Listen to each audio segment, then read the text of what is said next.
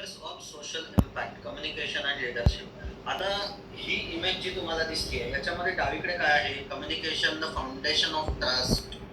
सगळ्यात महत्वाचं आपले जे लाभार्थी असतात किंवा आपली संस्था असते किंवा समाजात कुठेही काम करताना शासकीय संस्था, अशासकीय संस्था, सरकारी लेवल, सो इथे कम्युनिकेशन संवाद साधणं हे विश्वासाचं प्रतीक आहे आणि विश्वासाचा पाया तिथनं सुरू होतो.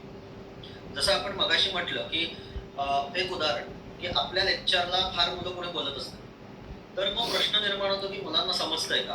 मुलांना समजत असेल तर मुलं रिस्पॉन्ड का नाही देते? कारण तिथे ट्रस्ट बिल्ड होत नाही.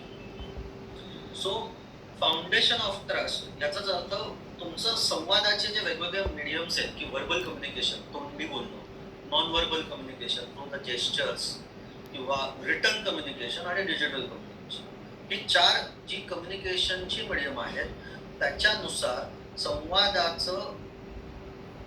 ज्या प्रकारे केला जातो त्या प्रकारे तुमचा पुढचा विश्वासाचा पाया तयार होतो आणि त्याच्याच आधारावर तुमचं नातं डेव्हलप होतं. मग ते नातं कुठलंही असू दे. तुम्ही एखाद्या सरकारी अधिकाऱ्याशी बोलताय पण तुमची बॉडी लँग्वेज ही खूप निगेटिव्ह असेल तर सरकारी अधिकारी म्हणजे ठीक आहे, बघू पुढचं पुढे काय करायचं.